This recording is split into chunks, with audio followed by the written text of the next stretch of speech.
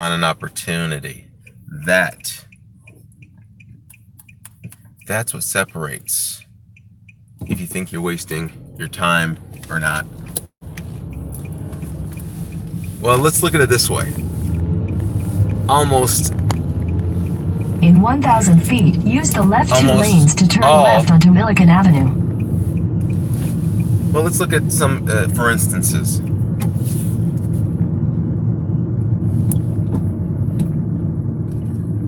Let's look at a perceived success in my life. One of those perceived successes. Use the left two lanes to turn left onto Milliken Avenue. Turn left. Was owning, operating, building, managing everything, cell phone store. In a quarter mile, use the left two lanes to turn left onto Buffalo Avenue. Stores. 1, 2, 3.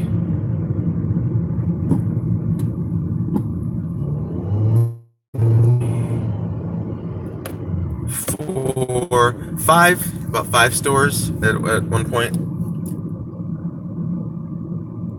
So, and use the left two lanes to turn left onto Buffalo Avenue. Generated, teeth like really yellow today. God damn. That I had some barbecue ribs with some red shit on it, and haven't dyed my beard.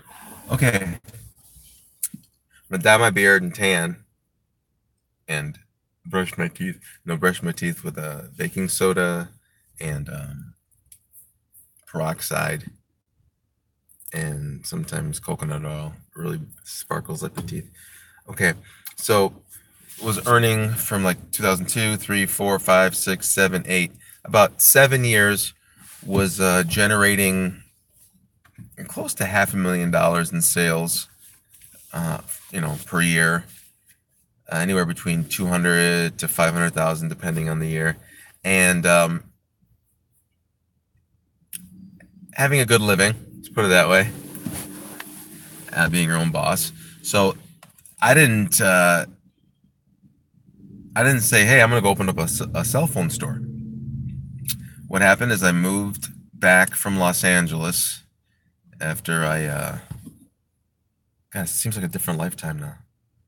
After I divorced Susan, I can look at it like a different person now.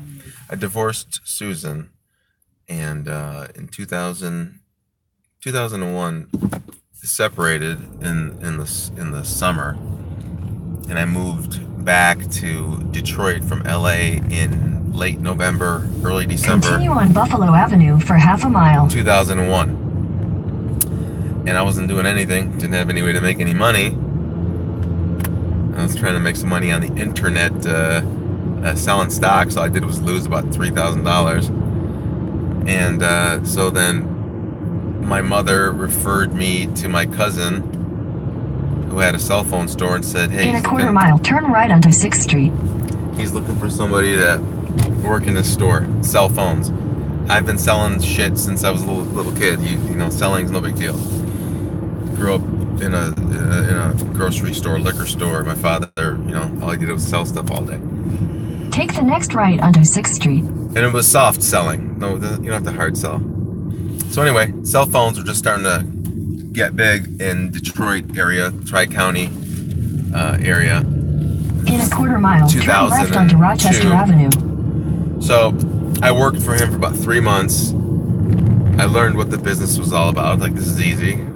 You have a store, you get you get with one of the companies. If you can't become a direct agent, you become a sub-agent of Nextel. Was coming up then, of Nextel or AT&T. It used to be Singular. I got into it after Singular sold out and became AT&T. AT&T, T-Mobile. T-Mobile was the easiest thing to sell. So people come in, you pay $100, $50, $100 for a phone.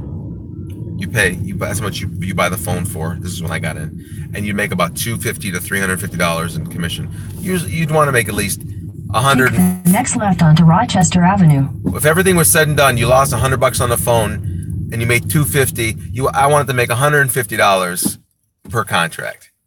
I would, that was my thing, $150, $200, you know, you're good. It got to the point later on where if you're making $100 per contract, you were good. Okay, so I don't know, dude. Continue on Rochester Avenue for 2 miles.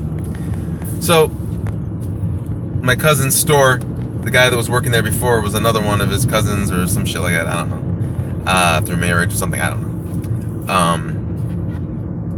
Back then, or still probably to this day, I don't know if you do contracts anymore, but back then your store was based on how many contracts you did. How many contracts you do last month? Oh, we did 30. 30? That's fucking shit. We did 150. How in the fuck you do 150 contracts? That means you sold 150 plans. Okay. So if stores did 30 to 50, that was considered decent. 50 and up, that was a good store. If you did 100, you were fucking crazy. That was like a superstore. Because if you think about it, 100 times $250 commission, that's $25,000 commissions minus whatever you purchased the phones for. In the beginning, you know, you buy all the phones from the company. After a while, I was getting people's trade-ins, and then you recondition the phone, you put on a new case. The Nokias were the best. Put on a new case, pop in a new SIM card. You tell the person, do you want to pay $50 for a new phone, or do you want a refurbished phone for free? Yes, there's a warranty on it.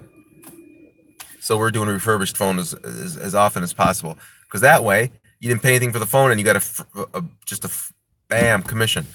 So I got into this conversation by saying that I wasn't thinking about getting into the cell phone business, but I went and worked for my cousin, worked for a few months. After a month, I figured out what it was like. Figured out I can buy phones for people too. And these phones, people come in, they broke their phone, you replace some phones. Like I'm buying phones for $5, $10, $7, and I'm selling them for $50, $60, $70, $100. Simple to see. This is an easy business. So I worked there for a few months, got in a little tiff with my cousin, left. And then Paula and I decided to open up a phone store from scratch. We opened one up in Redford. And right from the beginning, I started doing 25, 30 contracts a month from this shitty spot. 3 months after that, we got a loan. My parents, we took a loan out on their house because they wanted my brother to be involved in having a store too. So we took a $50,000 loan out on the house, and I purchased a $30,000 cell phone store that had a tanning salon in it as well, and next door was a dry cleaner. I know this sounds crazy, but we purchased the cell phone store that was a tanning salon and the dry cleaner next door, and broke the wall and made this big cell phone store, dry cleaner, tanning salon. And it did all right. Did about 50 contracts a month.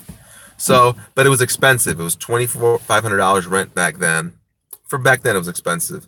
2002, and it was an hour drive solid. So we got, you know, we're doing good, but the store that cost us nothing that we built from scratch in Redford was making as much profit as this one. And we kept that store for about a year and a half, 2 years. I sold it, took a little bit of a loss, but I still got 15,000 out of the 30. Still paid back, you know, paying back the loan. It was a 10-year loan. And I lucked out in Redford a few months after I opened up the store in a shitty location. There was this corner location, old style, all glass, looked like a fucking glass house, right on the corner, hard corner, no parking there, parking behind it, so everybody could see it. Not a really fast street, 2 lanes on each side. Beach Daily, Redford, Beach Daily, and Plymouth and Beach Daily, I think. Beautiful corner, and they had parking that pulled up, just kind of like old-fashioned, right up to the building. Got it for $1,000. That's nothing. We opened up in June of 2003, and this is about just a year after I went working in a cell phone store with my cousin, just because I had nothing to do. And I was like, let me see what this is all about. So in less than a year, I get this. I've already built a store, bought a store, and then this is my 3rd store. I'm transferring the one in Redford to this location, just doing everything ourselves. We did the carpet, we painted. Simple everything. Didn't spend any money and didn't hire anybody for anything. I just got some professional signs made, awning, you know, just very, very basic, you know, a couple grand here, $500 here. Our first full month, we did, I believe, 80 contracts. It might even been more. Our best month out of that store, I believe was 150 contracts, 160, some crazy amount.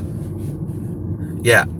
So that store was, we got to do 100 it was the 100 a month store. You had to do 100 a month. It was, so we opened up in 2003 in June, and 2003 was an excellent year. There was days I would do 25 contracts. I'm not kidding. 25 contracts. So somebody would come in, I want 4 phones. I want 7 for my business. It sounds like, ain't no big deal, but it was one person, basically. I was one person. I had to hire people as I went along. One person doing 100 contracts a month and running credit and not getting credit, trying to get people hooked up, and I'm on 3 phones. So from 2003 in the summer till about end of 2008, another nice chunk of money. 2003 to 2008, nice chunk of money. Very nice chunk of money. Take the next right onto Church Street. So then in 2007-8, the recession, depression shit starts hitting, and it hit Detroit pretty bad. And all our business was based on contracts. And contract has contingencies. And one of those contingencies is you only get to keep your money, me as a sub-agent, the $300, whatever they pay you, you only get to keep it if the customer has paid 6 full payments in a row, consecutive. In a quarter mile, turn right onto Day Creek Boulevard. With T-Mobile, it was 4 consecutive in a row. And then if they canceled, whatever. But if someone had a Nextel phone and they paid 1 month, 2 months, and they were late, and the next month they caught up, and then it was next month, and it took about 7 months. They're late, 7 months, but they only paid 5 full months of payments, and then they cancel, even though it's 7 or 8 months. $300 bucks. Turn right onto Day Creek Boulevard. They take the $300 bucks back from you. So not only do you lose the whole commission, you also lost the $100 that you spent on the phone to get the customer to buy the fucking contract. So that's a $400 loss. 1,000 feet, turn right. You took $200 in, but when they hit you, it's $300 and shit. That 100 is gone. So you lost. It sucks. So in 2007-8, especially 8, we started getting hit by chargeback. So our check started going from, $10, $15, $20,000 in commissions a month to negative. We owe them. We owe you money now. Oh shit, we owe our main agent, the master agent. I forgot the terminology. Whatever what it's called. We owe them. Take the next right, then you will arrive at your destination. So our business turned from contracts to prepaid, and I don't want to do Metro, so I said fuck that. Welcome home. I hated that because Metro turned out you're going to be just Metro's bag boy. People come make their payments there. I don't want to be a payment center. I don't want that's like putting a target on your fucking head. Come rob me. So we went from doing contracts to basically, I figured the best thing for me to do at that point in 2007 and 8 was people were selling their phones because they're buying these $300, $400 phones, and then they have no money and they can't cancel their contract. They can't use it anymore. Yeah, I'll buy them. $30, $40, $20, $10, $5. Maybe I'll give somebody 100 if it's a pristine and they know what the fuck they're talking about. And I flip it for $250. So I was doing that for about a year. I was making $200, $250 a day profit. Just buying used shit. Just being like a pawn shop and selling it on eBay. Give me it. I was like, give me all the fucking whatever phone. Come on. I started buying gold. I started buying anything that was sports equipment, whatever, and I started selling it on eBay. So did I say to myself in 2009 when I became 100%, I did 100% online. Did I say earlier before that, like, I'm going to figure out how to make money on eBay or make money on Amazon? No, I was basically forced into it. Just like when I was out of luck, out of job, divorcing for second time in 2001, come back living with mommy, and for like 2 weeks, and I couldn't stand it. I had to get the fuck out. But 2 weeks, and I was like, oh shit, what do I do for a job? And I just like, oh, let me go try being a cell phone guy. Okay, I go start be a cell phone salesman. I end up owning 5 stores. That goes to shit. Living well the whole time. Being your own boss. I'm sorry, it's better than any something else, working for people, whatever the fuck that is. I don't know what that. I don't like that. I'll work with people, but for people, there. So yeah. So then one disaster or failure or business ending led way to like selling stuff on the internet. So on eBay from 2006 to about 2014, I had over 40,000 positive feedbacks. 2008, we closed down all our cell phone stores. We declared bankruptcy. 2009, January, I started selling full-time online. I stopped selling phones by that time. I had transitioned into this thing called an ear hook for a Bluetooth headphone. I don't know if I have it in here. Little ear hooks that goes on the holds the Bluetooth to your ear. When they break, people used to go, "Oh, what do I do? I have to go buy a brand new Bluetooth." They'd buy a new Motorola, a new whatever. I somehow got my hand on these little ear hooks from Model ear hooks, like the store models that Motorola would give to the sales to the stores. So like this is what it looks like, but it's not a real one. Well, the hook is the same fucking hook, and I was like, hey, maybe people want to buy this, and I hesitated and I procrastinated for 6 months before I was like, let me try, because I never see any of those hooks on eBay. So I was like, maybe nobody wants to buy it. I put one up on eBay, and the first day I think I sold 10, and they were $9.99 a piece. Little things that cost me 10 cents. So I made $100. I made about $80 in profit first fucking day. Show me a business that makes $80 in profit its first fucking day from nothing. Besides a hooker.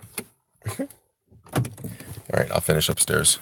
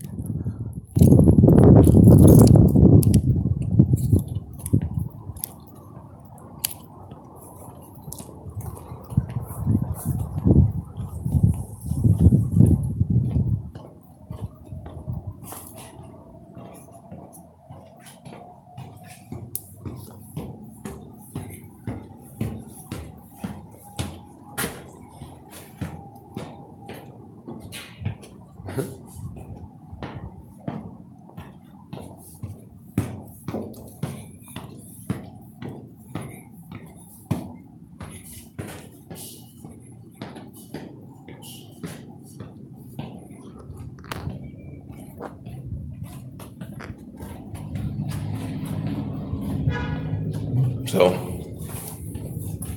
$80. I think we got something here. That's what you call a niche market. People. The word niche.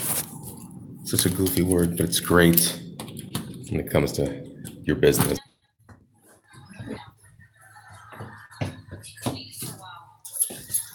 So, I'm just recording some notes.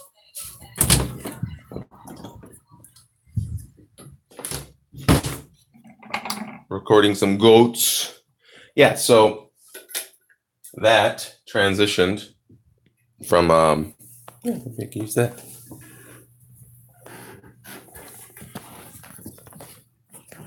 Started selling ear hooks online.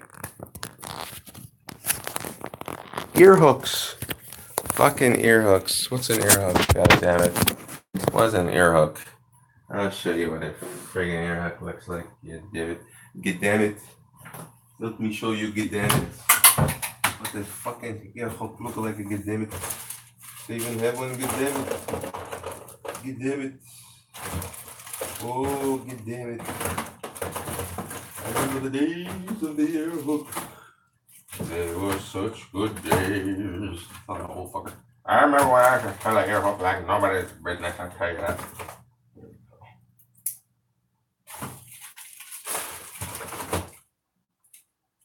Right. So here's so this thing. Ear hook. Here's a Bluetooth. This is like probably 10 years old. So a Motorola Bluetooth, and the ear hook would be thing right there. People still use Bluetooth. I like stereo because I'm always listening to music. I don't like talking to anybody live. That's why I can only talk to anybody who'll listen and not respond. No, I can have a conversation. What? So they'd have this and whatever it would break. So we started selling these because this right here isn't a real Bluetooth. This is an imitation. This is a model. And Motorola would give these out to people who had certain accounts with Motorola to get their dummy phones and they call them dummy model Bluetooth. So you go online and it said how much they had in stock. And I'd go in there, I'd buy dummy phones once in a while, this and that. And then for models, but then I found out Nextel, the dummy phones, the metal case Nextel, are the same metal cases they use on the Nextel phones. Those housings were $40. They were closing out all these old phones for $1. I ordered 100.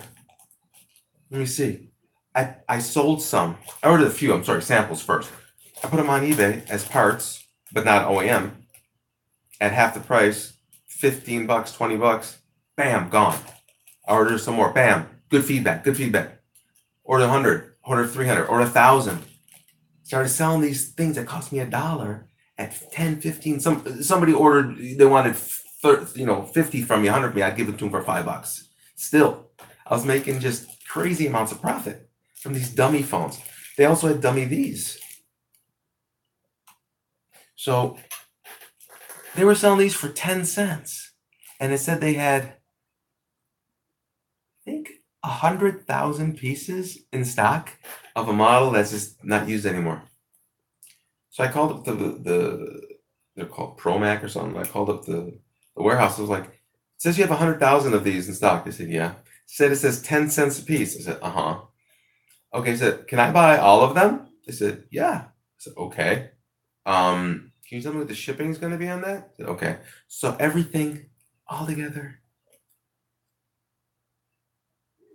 it was either 10,000 or 100,000, some crazy amount. But I paid $300. I paid $300 for a niche business of selling these things. And not only did they have each one of these things, each one of them had a ear rubber cover on it. One of these little covers for the ear, the earbuds. They go on the ear part, the speaker. So my wife's job was taking all these apart, taking the earpieces off and the rubber parts, and we'd put them on eBay. And from 2009 to about 2014 on eBay, we garnered over 40,000 feedback. I had three different stores.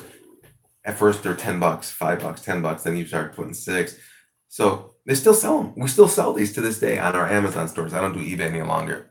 It's just not worth it. I just have everything FBA through Amazon. Amazon is not. I hate them as well. I mean, I love them that I've made a living off them for now. Since 2010, I started Amazon. eBay started 2006. But you just become part of them, and they swallow you up, and then you're done. So I just look at it as a side business now. But we still sell these.